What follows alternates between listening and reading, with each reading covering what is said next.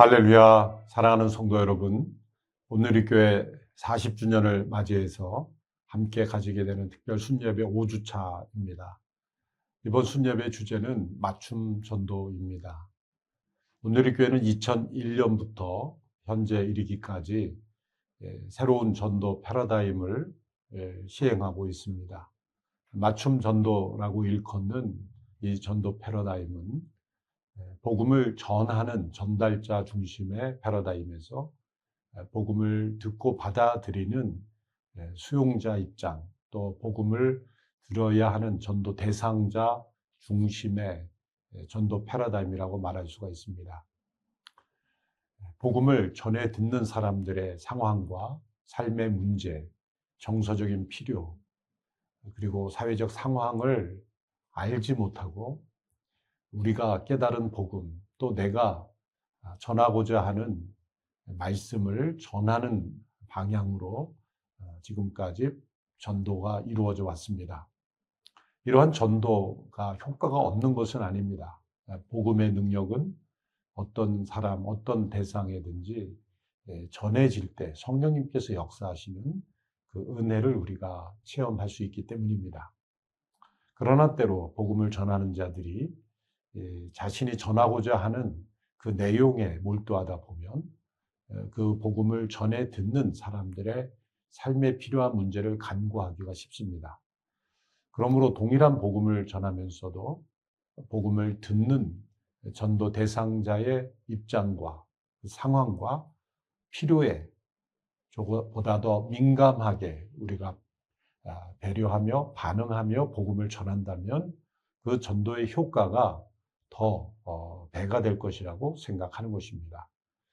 이러한 전도 패러다임이 2001년부터 온누리교회에서 시행되어 왔고 지금까지 교회 전체적으로는 맞춤 전도 집회라는 그러한 타이틀로 시행되어 왔습니다.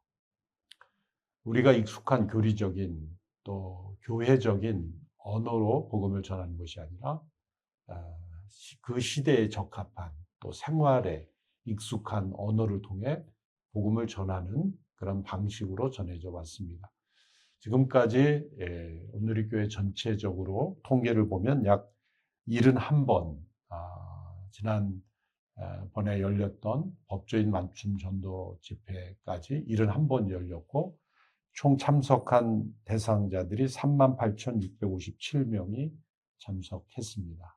또 그 가운데 결신한 분이 16,882명, 그래서 57%의 결신율을 보이고 있습니다.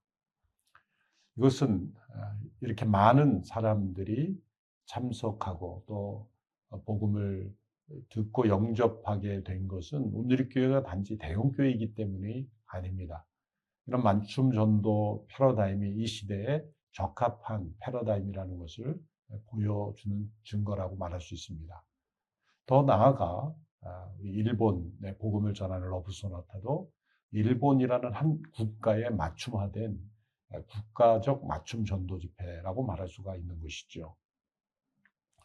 따라서 우리가 이 맞춤 전도 원리를 모든 성도들이 깨닫고 또 순과 공동체 단위로에서도 이 전도 원리를 적용한다면 그 전도의 열매가 배가 될 것이며 또 우리가 개인적으로 전도할 때도 꼭 적용해야 할 원리라고 말씀드릴 수 있습니다.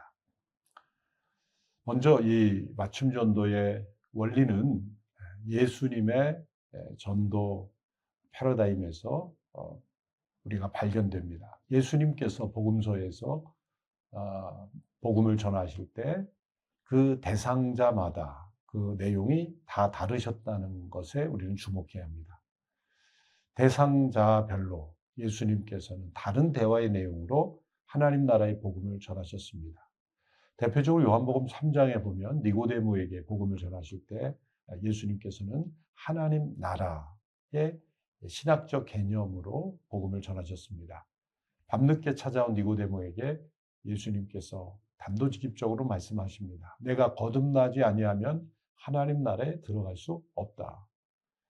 왜 이 말씀을 니고데모에게 주셨을까요? 니고데모는 율법학자요, 이스라엘의 지도자요, 또 이스라엘이 대망하고 있던 하나님 나라 대해 가르치는 사람이었습니다.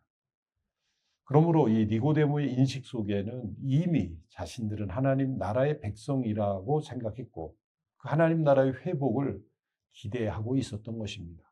그런데 그 하나님 나라의 회복을 정치적인 하나님의 나라 또 물리적이고 현세적인 하나님의 나라로만 생각하고 있었던 것이죠. 그러한 사람에게 거듭나야 한다라는 말씀으로 거듭남이 곧 하나님 나라에 들어가는 조건이라는 말씀을 통해 올바른 하나님 나라에 대해서 가르쳐 주셨고 또 니고데모에게 복음을 전한 것입니다. 요한복음에서 4장에 가면 우물가에 한 여인을 예수님께서 만나시죠. 그럼 우리의 방식대로 한다면 예수님께서 니고데모에게 하신 말씀처럼 그 여인에게도 내가 하나님 나라에 들어가려면 거듭나야 한다라고 말을 하고 싶지 않겠습니까? 근데 예수님은 하나님 나라에 대해서 전혀 그 여인에게 말하고 있지 않습니다. 그것은 이 여인은 사마리아 여인이었고 니고데모와 같이 하나님 나라에 대한 그런 소망이나 그런 신학적인 개념이 없었던 여인이었기 때문입니다. 이 여인에게는 오히려 우물가에서 물을 달라라고 접촉을 하셨고 또 당신은 유대인인데 왜 이방 여인에게 물을 달라라고 하느냐라고 했을 때 물을 달라고 하는 이가 누구인지 알았더라면 내가 주었을 것이다. 그리고 내가 주는 물을 먹는 자는 영원히 목마르지 아니하리라 라는 그 유명한 말씀을 주셨습니다. 결국 예수님께서는 이 사마리아 여인에게 하나님은 생명의 물의 근원이시다. 예레미야 17장 그리고 예레미야 2장에 나온 대로 생수의 근원 대신 하나님에 대해서 전파한 것입니다. 여인에게 있었던 인생의 목마름, 그 목마름을 해결할 분은 하나님이시다. 하나님은 곧 생수의 근원이시다. 이것이 예수님께서 이 여인에게 전하셨던 복음의 내용인 겁니다. 누가복음 18장에 가보면 한 젊은 부자 간원이 예수님께 찾아옵니다. 내가 어떻게 하면 영생을 얻을 수 있겠습니까? 율법에 뭐라고 되어 있느냐? 제가 어려서부터 이것을 다 지켰습니다. 라고 대답하자 이게 한 가지 부족한 것이 있는데 내가 가진 재산을 다 팔아 가난한 사람에게 주고 나를 따르라 라고 말씀하셨습니다. 이때 이 젊은 부자 간원이 재물이 많은 고로 근심하여 돌아갔다고 했습니다. 젊은 부자 관원이라는 이 단어 속에 이 사람은 그 당시에 존경받는 사람이요. 또 나름대로 인생에서 성취한 사람이요. 경건하게 율법을 지키려고 애쓰는 사람이었다는 걸 알 수가 있습니다. 쉽게 말하면 모범적인 유대 시민이었다는 것이고 보다 더 나은 엘리트였다는 겁니다. 예수님은 이 젊은 부자 간원의 마음속에 돈이 우상이었다는 걸 아시고 그 돈을 가난한 사람에게 나눠주는 강력한 조치가 없으면 당신은 하나님 나라를 경험할 수 없다라고 말씀하시고 도전하신 것입니다. 그런데 한 장 넘어서 누가복음 19장에 가보면 삭개오라는 세리장이 나오죠. 삭개오는 사람들에게 비난을 받는 삶을 살아왔습니다. 세리라는 직책상 로마를 대신하여 유대인들의 세금을 강제적으로 착취하는 그런 역할을 했기 때문이죠. 세리장까지 올랐으니 그는 많은 세월을 그러한 직책에 살아왔을 것이 분명합니다. 예수님께서 그 지역으로 들어가셨을 때 이 삭개오는 예수님을 보고자 하여 나무 위에 올랐습니다. 당시에 세리장이라고 한다면 중년 공무원입니다. 얼굴이 잘 알려진 공무원이 나무에 올라간다는 것은 우스꽝스러운 모습이죠. 단지 예수님에 대한 호기심만으로 나무에 올랐다고 볼 수 없습니다.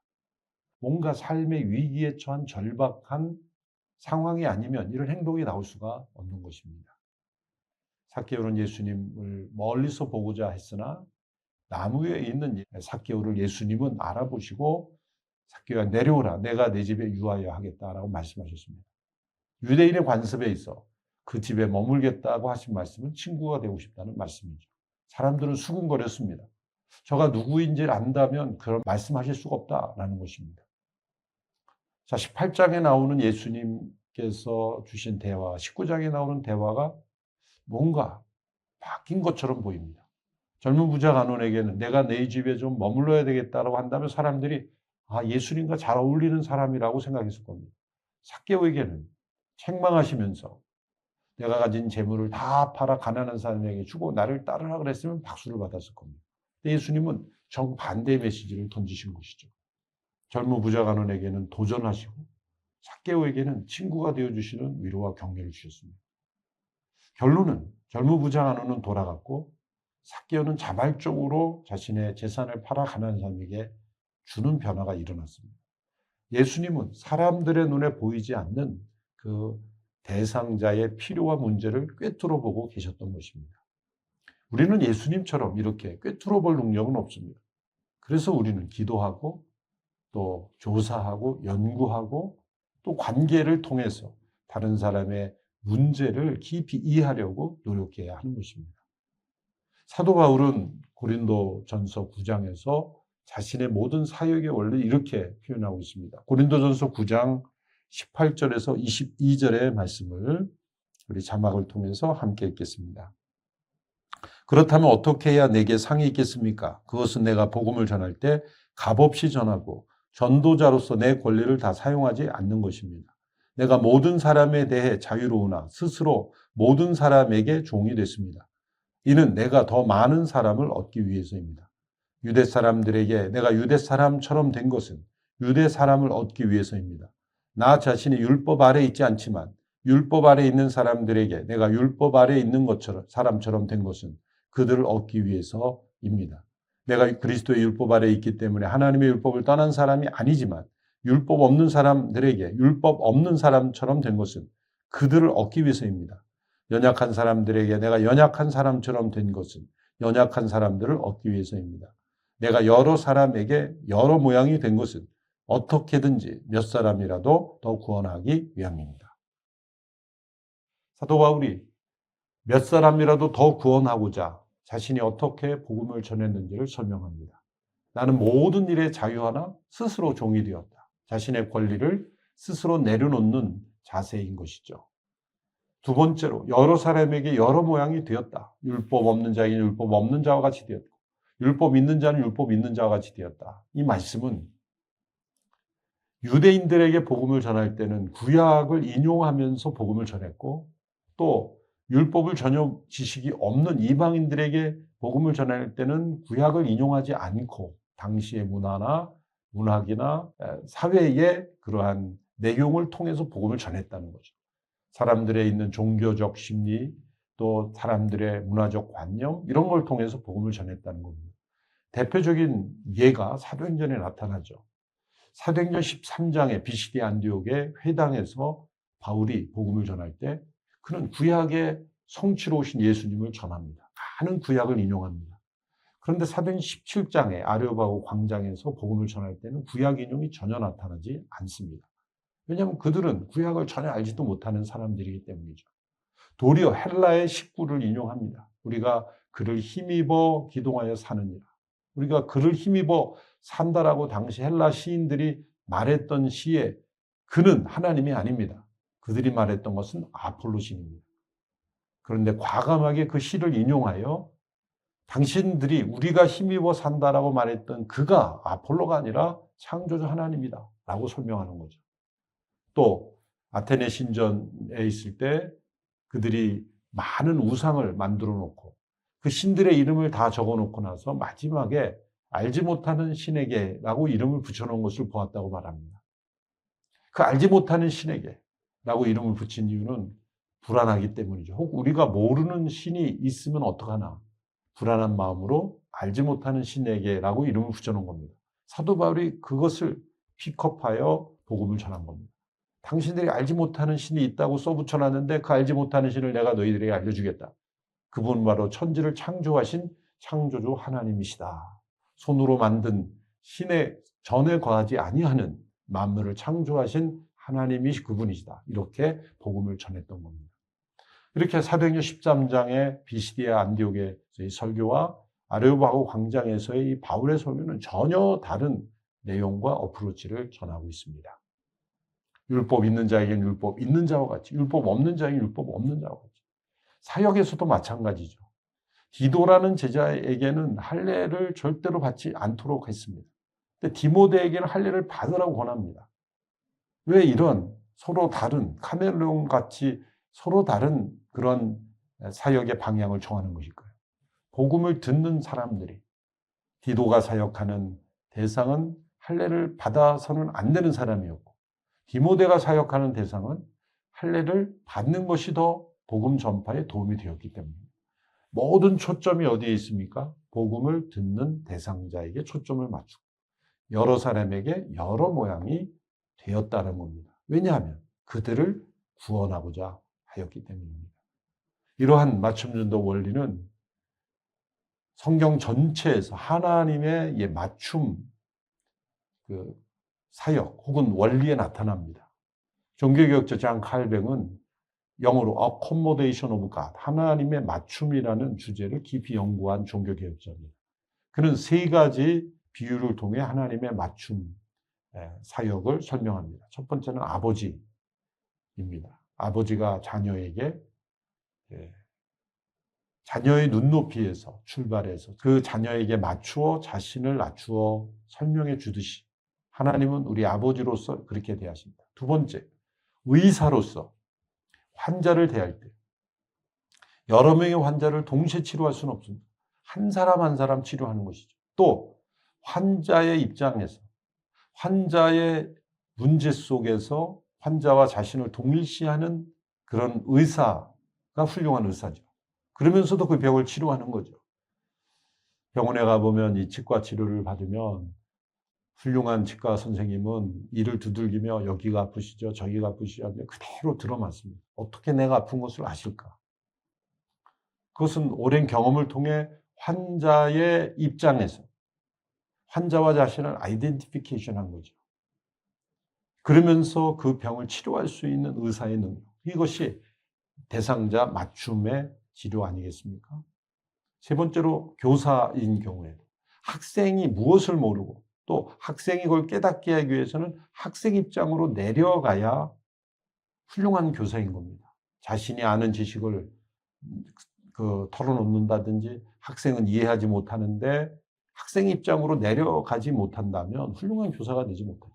하나님은 우리 아버지시며 훌륭한 의사시며 또한 훌륭한 교사로서 우리를 가르치시고 우리에게 예수 그리스도 안에서 구원받도록 성경을 통해 우리에게 그분의 뜻을 계시하여 주신 것입니다.